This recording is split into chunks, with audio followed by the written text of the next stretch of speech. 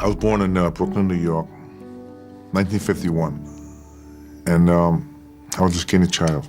Very introverted. I had an ear infection and had nerve damage. I lost 85% of my hearing.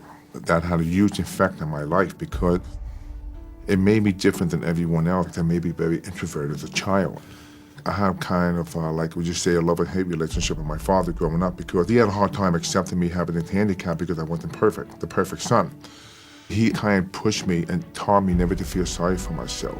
Every week, twice a week, I would have to take a train to the city to learn to lip read. So basically it was very hard for me because I would finish elementary school during the day and then go to the city, then come home in the evening like 6 p.m. It was almost like a full-time job. Being very introverted, I had a kind of a walk the midget lifestyle. And I remember when I discovered the comic books. Spider-Man, the Hulk. I was like maybe 6, 7, 8, 9 years old at the time. It was like very therapeutic for me because it gave me a chance to escape and fantasize that someday that's the direction I want to go. That's the kind of superhero I like to become.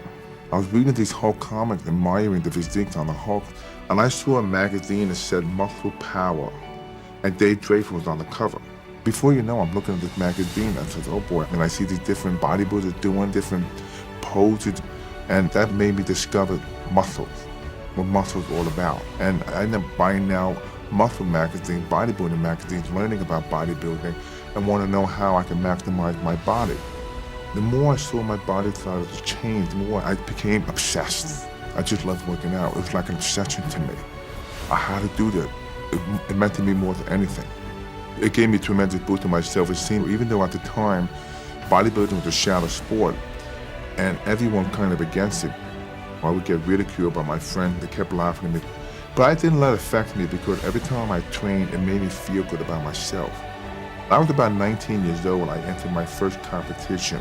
I came 23rd place. But I remember that night when I stepped on stage and the flashbulbs going off, I flexed and posed and everything, people clapping for me, and I'm saying to myself, wow, they're clapping for me. I mean, this is something I'm really proud of.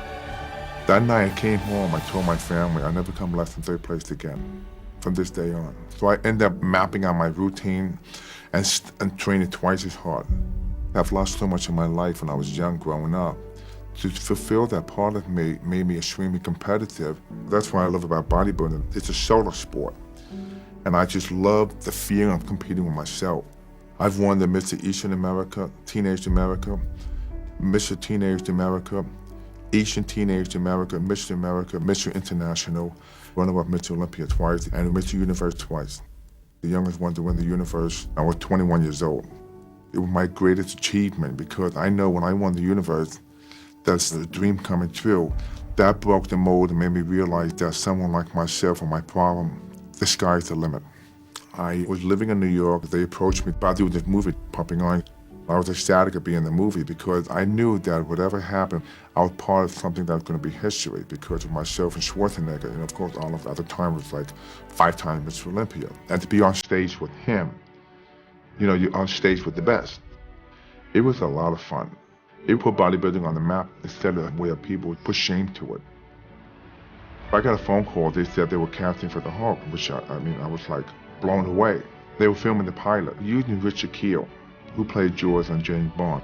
And Richard Kiel, the big guy, he was like 7'2", but he didn't have the physique. And one day a director came on the set with his son. And the boy said to his father, the director, he said, "Daddy, that's not the Hulk."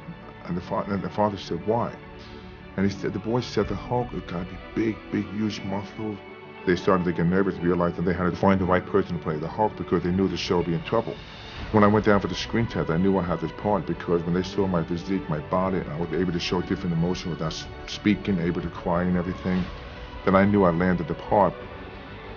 And to have that part, knowing that it was something I've been dreaming about for 20 years as a little boy, reading those comics, fantasizing becoming the Hulk, it was kind of like a dream coming true. I knew that with me having that part, the show was going to be successful because no one can play the Hulk for myself. He was well aware that people thought he was a monster. He was a real gentle soul that he didn't mean to hurt anybody. He was always running. because he was frightened, and the Hawk knew that every time he hears siren, his life going to be in danger. He always had to kept running, almost like King Kong. The most challenging aspect of playing the character was to show the emotions without speaking. Because when you're acting, the emotions is everything. So I had to show the emotions through the makeup, through the eyes and the teeth.